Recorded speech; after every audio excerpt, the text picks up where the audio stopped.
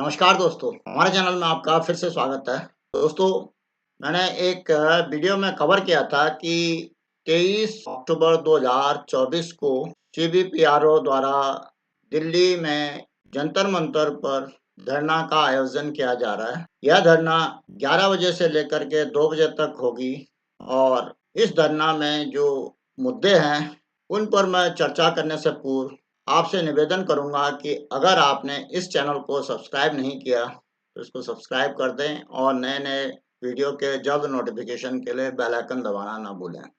दोस्तों, सीबीपीआरओ और AIB park द्वारा काफ़ी समय से दिल्ली के जंतर-मंतर पर धरना का आयोजन की चर्चा की जा रही थी और धरना के पूरे कार्यक्रम को भी कई बार उन्होंने अपने सर्कुलर से, अपने लेटर्स के माध्यम से पेंशनर साथियों को बताया है और ये धरना पेंशनर्स के कई मुद्दों को ध्यान में रखते हुए आयोजित की गई है। उनमें से पेंशन अपडेशन का मुद्दा मुख्य है। उसके अलावा बाकी और भी मुद्दे हैं। तो कौन-कौन से मुद्दे होंगे, उन पर चर्चा करने के बाद मैं आपसे निवेदन करूँगा कि इस धरना प्रदर्शन कार्यक्रम में अवश्य भाग लें। जैसे कि अनुमान है कि दिल्ली एनसीआर के आसपास लगभग 40,000 बैंक पेंशनर्स हैं और वो बैंक पेंशनर्स चाहे वो किसी भी यूनियन और एसोसिएशन के साथ एसोसिएटेड हों, वो सारे पेंशनर्स के प्रतिनिधित्व करते हुए इस धरना में अपना सहयोग दें, अपनी उपस्थिति दर्ज करके। दोस्तों, इस धरना के कार्यक्रम को मैं अपने इस चैनल के माध्यम से लाइव कवर करूँगा और धरना से 1 दिन पूर्व भी सूचित कर दूँगा। लेकिन उससे पहले मैंने सोचा है कि आप लोगों को अपने लाइव टेलीकास्ट के बारे में भी बता दूँ और साथ में धरना में कौन-कौन से एसोसिएशंस और यूनियंस शामिल होंगी, उनके बारे में भी बता दें और धरना में कौन से हमारे मुख्य मुद्दे होंगे जिन पर चर्चा की जाएगी। दोस्तों, जैसे कि आपको मालूम है कि मैंने 27 सितंबर को भी एक लाइव प्रोग्राम कवर किया था जिसमें कि यूएफबीआरओ द्वारा उस धरना प्रदर्शन का आयोजन किया गया था और यूएफबीआरओ भी एक पैरेलल बॉडी है जैसे कि सीबीपीआरओ है। तो हाल ही में मिस्टर एससी जैन जो कि एआईबीआरएफ के जनरल सेक्रेटरी भी हैं, उन्होंने इस फोरम का गठन किया है और उसके कन्वीनर भी हैं। इसी प्रकार से ये दूसरा पैरेलल ऑर्गेनाइजेशन है सीबीपीआरओ जो कि एआईबी पार्क और एफएसबीआई ये द्वारा मुख्य रूप से प्रतिनिधित्व किया जा रहा है और उसके अलावा बाकी और भी कई एसोसिएशंस इसमें शामिल हैं, जो कि 7-8 एसोसिएशन हैं और ये मेरा अनुमान है कि यूएफबीपीआरओ के धरना प्रदर्शन के मुकाबले ये और बड़े स्केल पर होगा। उस धरना में लगभग 500 लोग ने भाग लिया था, लेकिन मैं अनुमान लगाता हूँ कि इसमें हज़ारों के करीब यहाँ पर हमारे पेंशनर साथी शामिल होंगे, जिसमें पहले से ही अनुरोध किया गया है कि दिल्ली, एनसीआर और उत्तर प्रदेश, उत्तराखंड, हिमाचल प्रदेश, हरियाणा, चंडीगढ़, पंजाब, राजस्थान, मध्य प्रदेश के सभी पेंशनर्स इसमें शामिल होने की कोशिश करें, ताकि पेंशनर्स संगठन का एक पेंशनर्स के जो एकता है, वो नज़र आए और पेंशनर्स की जो माँग है, वो उन पर सरकार को झुकने के लिए मजबूर किया जाए। दोस्तों, काफ़ी दिनों से एआईबी पार्क द्वारा दिल्ली चलो धरना करो का स्लोगन दिया जा रहा है और यही स्लोगन मैं भी अपने वीडियो में बार-बार रिपीट करता रहा हूँ। उम्मीद की जाती है कि दिल्ली और एनसीआर के जितने भी पेंशनर्स हैं, वो तो इसमें अपना पूरा सहयोग देंगे, अपना प्रतिनिधित्व करके। यदि कोई स्वस्थ नहीं है, तो वो अपने फैमिली मेंबर्स को भी इस प्रोग्राम में भेज सकता है। अगर कोई फैमिली पेंशनर्स हैं, वो भी आने का कष्ट करें, ताकि वहाँ पर हमारे एक विशाल प्रदर्शन का आयोजन किया जा सके। दोस्तों, अब मैं वीडियो में मुख्य जो विषय हैं, उन पर चर्चा करूँगा। जैसे कि आपको मालूम है कि सबसे मुख्य विषय हमारा पेंशन अपडेशन का है आरबीआई के पैटर्न पे। और ये मुद्दा लगभग 30-35 सालों से पेंडिंग है, लेकिन पिछले 1 दशक से बार-बार डिमांड करने के बाद कोर्ट केसेस के बावजूद ये सरकार किसी भी ढंग से इसमें कोई सुनवाई करने को तैयार नहीं है। हाँ, ज़रा 12th बाइपर्टाइट में एक्स ग्रेशिया दे करके पेंशनर्स का मुँह बंद कराने की कोशिश की गई है। लेकिन मेरा ये मानना है कि एक्स ग्रेशिया पेंशन अपडेशन का अल्टरनेट नहीं है। हमें आरबीआई के पैटर्न पे ही पेंशन अपडेशन मंजूर है। उसके अलावा कोई दूसरा विकल्प नहीं है। दूसरा मुख्य मुद्दा है कि जो डीए का सूचकांक का वर्ष आधार वर्ष 2016 रखा जा रहा है 12th बाइपर्टाइट में, और 12th बाइपर्टाइट के पेंशनर्स को भी उसका बेनिफिट दिया जा रहा है, तो वही बेनिफिट सभी पेंशनर्स को दिया जाए। पेंशनर्स की 2 कैटेगरी बनाने के बजाय सभी पेंशनर्स को एक ही समान ट्रीट किया जाए। तीसरा जो डिमांड इसमें रखी गई है कि जो एक्स ग्रेशिया का अमाउंट 12th बाइपर्टाइट में शामिल किया गया है, उसमें कई किस्म की एनोमलीज भी हैं और एक बहुत ही छोटा अमाउंट है। उस अमाउंट को इंक्रीज करने की मांग है। साथ ही उस एक्स ग्रेशिया पे डीए भी मिलना चाहिए। तीसरा, एक्स ग्रेशिया में जो 100% डीए न्यूट्रलाइजेशन के बाद और एसबीआई के 40 से 50% यूनिफॉर्म पेंशन के पेंशनर्स हैं, उन पेंशनर्स को भी 31 मार्च 2024 की जो पेंशन है, उस पर एक्स ग्रेशिया दिया जाए, बजाय कि 31 अक्टूबर 2022 के आधार पर।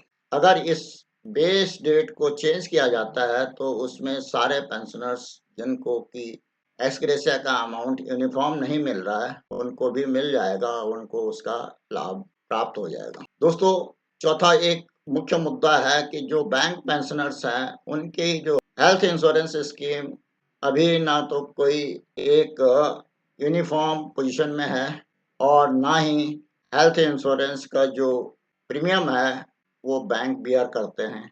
अगर हेल्थ इंश्योरेंस का प्रीमियम पेंशनर्स को बियर करना पड़ता है तो 5 से 6 लाख के करीब पेंशनर्स हैं। उन पेंशनर्स में से केवल 1 सवा लाख ही उस हेल्थ इंश्योरेंस का बेनिफिट उठा रहे हैं और बाकी पेंशनर्स अनकवर्ड रह जाते हैं। अगर बैंक पेंशनर्स का जो हेल्थ इंश्योरेंस का प्रीमियम बैंक बियर करे तो सारे पेंशनर्स कवर हो जाएंगे। साथ ही बैंक को हेल्थ इंश्योरेंस का जो प्रीमियम होगा वो भी कम हो जाएगा। तो ये मुख्य मांग है कि हेल्थ इंश्योरेंस के लिए जो प्रीमियम है वो बैंक बियर करे, उसको बैंक सब्सिडाइज करे, और उसके लिए जो सरकार द्वारा वेलफेयर फंड को बढ़ाया गया है उसी में से इस प्रीमियम को दिया जा सकता है। ये चौथी मुख्य डिमांड है इस धरना प्रदर्शन की। पांचवी जो मुख्य मांग है वो 10th बाइपर्टाइट से आगे जो स्पेशल अलाउंस को सुपर एनुएशन बेनिफिट जैसे कि पेंशन, ग्रेच्युटी इत्यादि के लिए शामिल नहीं किया गया है, उसको पेंशन और ग्रेच्युटी के कैलकुलेशन के लिए शामिल करवाने की। दोस्तों, जैसे कि आपको मालूम है कि इस मुद्दे पर भी कोर्ट में केसेस चल रहे हैं और वो काफ़ी एडवांस स्टेज पे हैं। कभी भी कोर्ट का फैसला आ सकता है। हालांकि कोर्ट के फैसला आने में टाइम तो लगता ही है, लेकिन यदि आउट ऑफ कोर्ट भी यदि आईबीए ये मान लेता है तो बैंक पेंशनर्स अपना कोर्ट केसेस को विड्रॉ कर देंगे और पेंशनर्स को यदि स्पेशल अलाउंस और पेंशन के लिए कैलकुलेशन, ग्रेच्युटी के लिए कैलकुलेशन हो जाती है तो पेंशनर अननेसेसरली कोई भी कानूनी कार्रवाई नहीं करेंगे, ऐसा मेरा मानना है। और ये एक इस धरना प्रदर्शन की मुख्य मांग रहेगी। छठी जो मांग है वो कई कोर्ट्स ने, जैसे कि हाल ही में नैनीताल हाई कोर्ट ने सिंडिकेट बैंक के पेंशनर्स के केस में फैसला दिया था कि 30 साल से ऊपर जो पेंशनर्स हैं उनको 45 दिन की ग्रेच्युटी दी जाए, और उस फैसले को अब बैंक मैनेजमेंट द्वारा सुप्रीम कोर्ट में चैलेंज किया जा रहा है। लेकिन मेरा ये मानना है कि ये भी एक मुख्य मांग है और इसको भी धरना प्रदर्शन के माध्यम से परस्यू किया जा रहा है। दोस्तों, 7वां जो मुख्य मुद्दा है वो पेंशन कम्यूटेशन का है। जैसे कि आपको मालूम है कि पेंशन कम्यूटेशन के लिए जो कम्यूटेशन के फैक्टर्स हैं, वो बैंक का जो कम्यूटेशन फैक्टर है, वो गवर्नमेंट ऑफ इंडिया के कम्यूटेशन फैक्टर से भी कम है और पीएसयू बैंक के कम्यूटेशन फैक्टर के मुकाबले एसबीआई का जो कम्यूटेशन फैक्टर है, वो और भी कम है। लेकिन जो कम्यूटेशन की रिकवरी होती है, वो सभी केसेस में 15 साल में होती है और जैसे कि हाल ही में काफ़ी कोर्ट्स ने खास तौर पे पंजाब और हरियाणा हाई कोर्ट चंडीगढ़ द्वारा कई डिसीजन दिए गए हैं जिसमें कि बैंक पेंशनर्स को 10 साल के बाद कम्यूटेशन के रिकवरी पे स्टे दे दिया गया है। कुछ बैंकों ने उस स्टे को मान भी लिया, लेकिन कुछ बैंकों ने उस स्टे ऑर्डर को भी अभी तक लागू नहीं किया। तो इस प्रकार की जो एनोमली है, उसके लिए भी इस धरना में उस मुद्दे को भी शामिल किया गया। दोस्तों, एक और महत्वपूर्ण मुद्दा है इस धरना प्रदर्शन में जो शामिल किया गया है कि 2010 में जिन लोगों ने पेंशन की ऑप्शन नहीं दी थी, उनको पेंशन के ऑप्शन देने के लिए एक मौका दिया गया था। लेकिन अनफॉर्चुनेटली कुछ लोग ऐसे थे जिनको कि ना तो समय पे सूचना मिली और ना वो समय पे निर्णय ले पाए। तो उन बचे हुए कुछ लोगों में वो मुश्किल से 2-4 हज़ार ही होंगे पूरी बैंकिंग इंडस्ट्री में। उनको एक बार फिर से पेंशन की ऑप्शन का मौका देना अति अनिवार्य है, क्योंकि वो पेंशन ना होने की वजह से उनका जो जीवन है, वो अन्य हमारे बैंक साथियों के मुकाबले काफ़ी दुर्लभ हो गया। तो उन साथियों को भी यदि मौका मिल जाए एक, क्योंकि हाल ही में जो बैंक रिज़ाइनीज़ को मौका दिया गया, हमें तो ये उम्मीद थी कि उनको भी मौका दे देना चाहिए था, लेकिन वो अभी उनको अवसर नहीं दिया गया। उन लोगों को भी एक अवसर फिर से दिया जाए, ताकि वो अपना जीवन सही ढंग से यापन कर पाएँ। दोस्तों, इसके अलावा भी कुछ और मुद्दे वहाँ पर चर्चा में आएँगे। उम्मीद की जाती है कि वहाँ ये धरना अपने आप में एक विशाल धरना होगी और इसमें जो हमारी एकता का प्रदर्शन होगा, उसको देख कर के सरकार कहीं न कहीं हमारी माँगों पर विचार करने की पूरी कोशिश करेगी। दोस्तों, इन सभी मुद्दों को ध्यान में रखते हुए मैं फिर से अपने सभी पेंशनर साथियों से अनुरोध करूँगा कि यदि उनका स्वास्थ्य उनको अलाउ करता है, तो वो इस धरना प्रदर्शन में अवश्य शामिल हों, चाहे वो 1 घंटे के लिए आ जाएँ, पर वहाँ पर अपनी उपस्थिति दर्ज कराएँ, ताकि सरकार के सामने हम अपनी पूरी एकता को प्रदर्शित कर पाएँ। दोस्तों, फिर से मेरा अनुरोध रहेगा कि दिल्ली एनसीआर के जितने भी पेंशनर साथी हैं, वो इस धरना में आने की पूरी कोशिश करें और साथ ही जो उत्तर प्रदेश, उत्तराखंड, हिमाचल प्रदेश, चंडीगढ़, हरियाणा, पंजाब, राजस्थान, मध्य प्रदेश इत्यादि प्रांतों से भी अपना पूरा सहयोग दें। यद्यपि मैंने ये देखा कि पिछले जो यूएफबीआरओ द्वारा प्रदर्शन किया गया था, तो केरला से भी कैनरा बैंक का एक बहुत बड़ा प्रतिनिधित्व वहाँ पर पहुँचा हुआ था। तो मुझे उम्मीद है कि साउथ की स्टेट से भी काफ़ी लोग इस प्रकार के धरना प्रदर्शन में पूरा सहयोग देते हैं।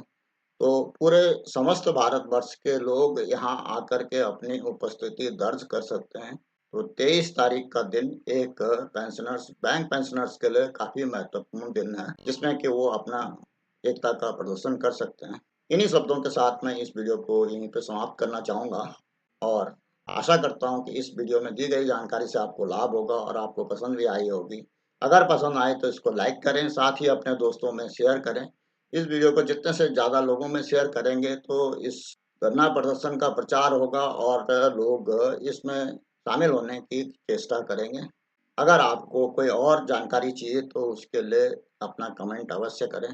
बैंक पेंशन से संबंधित, बैंक की स्कीम के बारे में, फाइनेंशियल लिटरेसी के बारे में, गवर्नमेंट की स्कीम के बारे में या इन्वेस्टमेंट के बारे में, साइबर अवेयरनेस के बारे में जानने के लिए इस चैनल को सब्सक्राइब करें, अगर आपने अभी तक सब्सक्राइब नहीं किया। नए-नए वीडियो के जल्द नोटिफिकेशन के लिए बेल आइकन दबाना न भूलें। वीडियो को अंत तक देखने के लिए धन्यवाद। जय